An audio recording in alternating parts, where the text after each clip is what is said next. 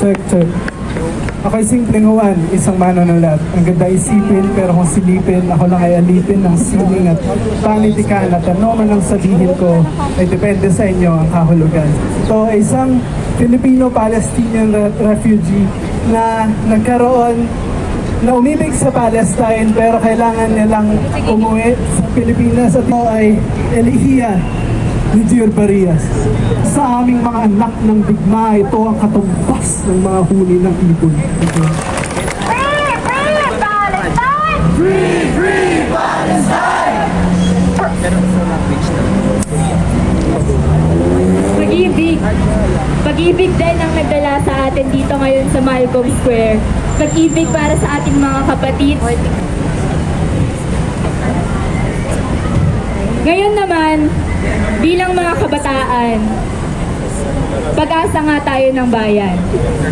Kaya para ilahad kung ano man ang ating mga gampanin, ano man ang ating mga steps forward, ano pa ba ang ating mga magagawa para sa mamamayan ng Palestina, tinatawagan ko ang coordinator at ang nominado at ang isa sa mga nominado ng Kabataan Party List, Gab Siscar. From the river to the sea! Palestine will be free! Palestine will be free! From the river to the sea! Ngayong araw, mga kapwa ko kabataan, tayo ay nagdadalamhati para sa daan-daang libong inaalipusta, para sa daan-daang libong kinitil ng mamamayang Palestino at ng Zionista Israel laban sa kanila. Kanina binaybayin natin kung ano nga ba ang nangyari sa Palestino at sa kanilang kasalukuyang laban. Balikan natin ang ating panawagan na from the river to the sea, Palestine will be free. Ang tinutukoy dito ay mula Ilog Jordan hanggang sa Mediterranean Sea, kung saan ay nakita natin ang historikong pangalipusta at ang encroachment ng Israel na US back laban sa mga Palestino. Na ito ay hindi lang basta-bastang gera, na ito hindi basta-bastang patayan. Ito ay isang historikong manipulasyon ng mga imperialistang bayan para palakihin ang kanilang impluwensya, para alipustahin ang mga natural na mga resources na meron sa Middle East at sa iba pang mga bansa. Kaya ngayong araw, bukod sa pagdadalamhati, tayo ay nagpupuyo.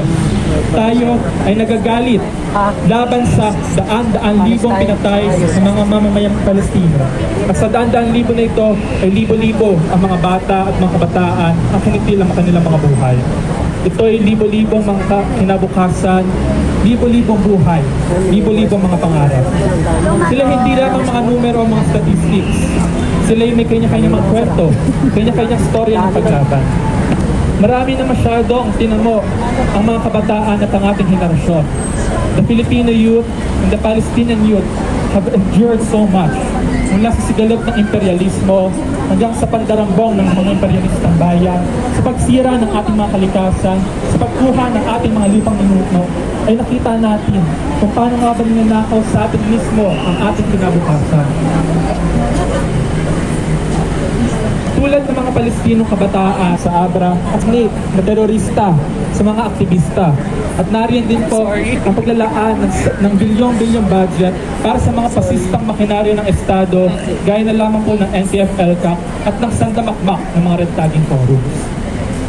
Ngayon, masasabi po ba natin na ligtas ang ating kinabukasan kung patuloy na pinapatay ang mga kritikal, kung patuloy na pinapatahimik ang mga mamamayang lumalaban? Kaya tayo po ay hinahamon ng ating panahon na aralin ang history, aralin kung paano nga ba gumagalaw ang lipunan. Dahil ang gerang nilulunsad ngayon laban sa mga Palestino, ang genocidya kanilang ginagawa ng Zionistang Israel na binabak ng US, ay isang gera upang palakasin pa ang imperialistang kapangyarihan, upang Okay lang po. Okay lang po sa inyo. magkaroon ng dominasyon Ang nangyari sa ating po sa pagdaigdigan Palestine, bumabak po sila ng Israel.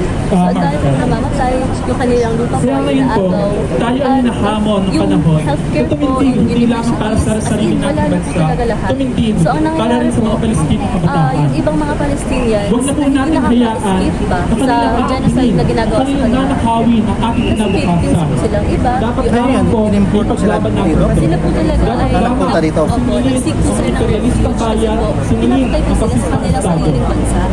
Hindi ko So, ito binibigay nangyayari basta-basta ngayon, ang it's a ating day of kalayaan. solidarity. Hindi po basta binibigay ang ating Solidarity mga action po kapatid. siya para ipakita na Dapat tayo po mga natin Pilipino. ipaglaban Ayaw ito. din po sa pagbomba. Kaya Ayaw hamon din po sa lahat ng mga kabataan na nandito, hamon po sa lahat ng mamamayan ng Baguio, hamon po sa lahat ng ating mga Kasi mali kaibigan naman sa po pamilya, talaga na tumindig may para sa pinapatay buhay.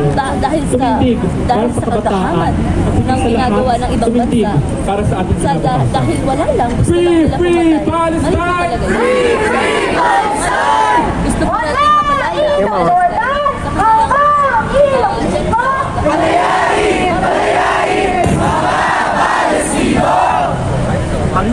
Hamon talaga sa atin na aralin ang kasaysayan upang alam natin kung paano nga ba tayo magpapatuloy sa ating mga ipinaglalaban.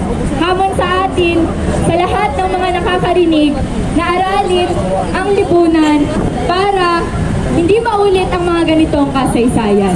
Para sa mga kapatid nating Palestina. Araw-araw ay nagpapatikero. Hindi laro, kundi ang buhay ang saya. Magtatago para lang makaligtas. Sino lang binigay ang mga biktima o may walang hanggan?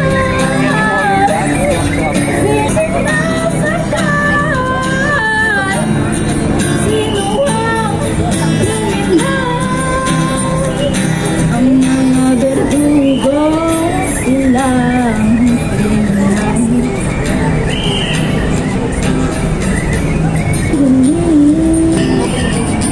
at sa mundo ang mga biktima o sino ang binigay silang kriminal.